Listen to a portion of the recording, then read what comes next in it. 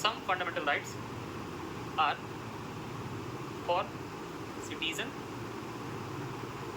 and some for only citizen and some for all।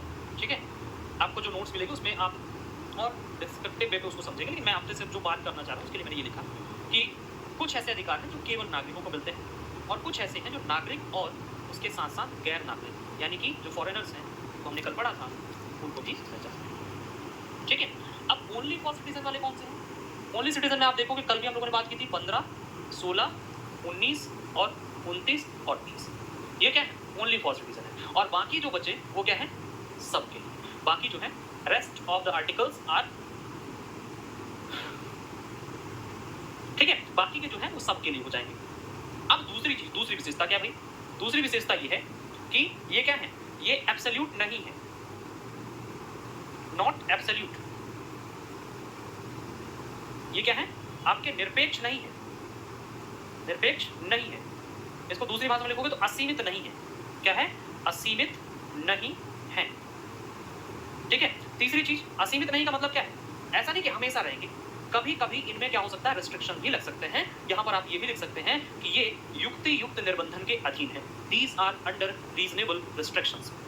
दूसरी characteristic जो है वो आप यहां पर लिखोगे कि these articles are not absolute, these rights are not absolute, these rights are under reasonable restrictions. यह अधिकार निरपेक्ष नहीं है, असीमित नहीं है, यह अधिकार युक्ति युक्त निर्बंधन के अधीन है। मतलब इनको रोका जा सकता है कभी। ठीक है, तीसरी चीज आपको यहीं पर लिखनी है कि ये क्या है? जस्टिसिएबल है। ठीक है, ये क्या है? न्यायोचित है। ठीक है, क्या है? न्यायोचित।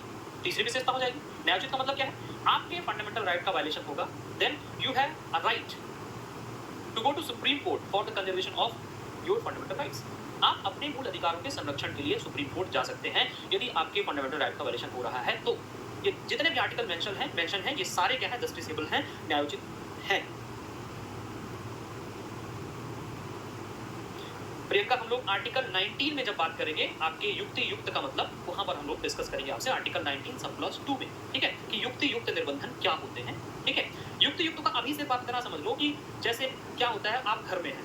ठीक है, दूसरी तरीके से समझते हैं, आप घर में, आप घर में हैं तो आपसे कहा जाएगा कि आप घर से बाहर, ठीक है, ऐसा नहीं कि मैं लड़कियों के लिए बोल रहा हूँ, सबके लिए बोल रहा हूँ, है ना। कई बार होता है घर से बाहर बोला जाता है कि 10 बजे के बाद मत जाइएगा। ठीक है, लेकिन अब युक्ति युक्त ये हो जाएगा, रीजनेबल रिस्ट्रिक्शन ये हो जाएगा कि आप जा सकते हैं बाहर, लेकिन कब? जब कोई फंक्शन हो, जब कोई फैमिली मेंबर बाहर जा रहा है तो आप उसके साथ जा सकते हैं। ठीक है, तो आपके ऊपर रिस्ट्रिक्शन था, लेकिन वो रिस्ट्रिक्शन कई बार के लिए खुल गया। क्यों? क्योंकि आपके साथ कुछ लोग हैं। तो यहाँ पर क्या है? यहाँ पर उसका उल्टा है। कैसे? फंडामेंटल राइट्स आपके पास है, आपको कहा गया कि आपके पास स्पीच एंड एक्सप्रेशन का राइट्स है। ठीक है, कि आप कुछ भी बोल सकते हैं। कुछ भी बोलने का मतलब कि आप अपनी अभिव्यक्ति दे सकते हैं। ठीक है, अब आपके पास right to speech and expression. ठीक है, तो right to speech and expression जो होता है, right to speech and expression जो होते हैं, उसके अकॉर्डिंग आप कहो कि मैं कुछ भी बोल सकता हूं, और आप क्या करो? आप अपना यूट्यूब चैनल, खुद का यूट्यूब चैनल है मान लो आपका, और वहां पर आप खड़े हुए और आपने क्या किया? आपने किसी एक ऐसी कंट्री के बारे में बोलना स्टार्ट किया जो भारत का मित्र राष्ट्र है, जो फ्रेंड्स कंट्री है भारत की। तो आपके उस स्पीच एंड एक्सप्रेशन के राइट के कारण, आपके उस स्टेटमेंट के कारण, यदि भारत और उस देश के बीच में रिलेशन खराब हो सकते हैं तो वहां पर आपको रोका जा सकता है। ठीक है, आप अपने स्पीच एंड एक्सप्रेशन का प्रयोग करके आप किसी को प्रोवोक कर रहे हैं, ठीक है, किसी को उकसा रहे हैं, आप कानून व्यवस्था के लिए खतरनाक हो सकते हैं, तब आपको रोका जा सकता है। तब आप वहां पर नहीं कह सकते कि मेरा तो फंडामेंटल राइट्स है, right to speech and expression. तो एब्सोल्यूट नहीं है कि सीमित है, हर जगह आप कुछ भी कर सको। आपको कभी कभी क्या किया जाएगा? रोका जा सकता है, कभी कभी आपको रिस्ट्रिक्ट किया जा सकता है for maintain law and order.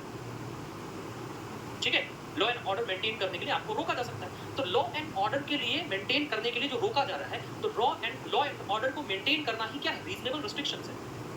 ठीक है, मतलब आपको कुछ सही कारण बताकर, कोई ऐसी चीज है जो बहुत सारे लोगों के ट्रस्ट में है, ठीक है, आपके बोलने से यदि बहुत सारे लोगों का हित प्रभावित होता है, यदि बहुत सारे लोग परेशान होते हैं, तो आपके उस मूल अधिकार पर रिस्ट्रिक्शंस लगाए जा सकते हैं। यही कहलाते हैं रीजनेबल रिस्ट्रिक्शंस। जैसे आपसे कहा गया कि आपको प्रोटेस्ट करने का राइट है, आर्टिकल 19 में ही है। तो प्रोटेस्ट करने का राइट मतलब ये नहीं कि आप चौराहे में खड़े होकर प्रोटेस्ट करो। क्यों? क्योंकि चौराहे पर खड़े होकर प्रोटेस्ट करोगे तो चौराहा क्या हो जाएगा? वहां पर भीड़ लग जाएगी, वहां पर ट्रैफिक हो जाएगा, और ट्रैफिक के कारण बहुत सारे लोगों का फंडामेंटल राइट्स वायलेट होंगे। मतलब आपके जो फंडामेंटल राइट्स हैं वो लिमिटेड है, सीमित हैं, वहीं तक है जहां तक आप दूसरे के फंडामेंटल राइट्स को ओवरलैप नहीं करते हैं। ठीक है, अभी आप कह रहे थे कि नहीं हम तो आज तक नहीं समझ में आया, तो अब तो समझ में आ गया।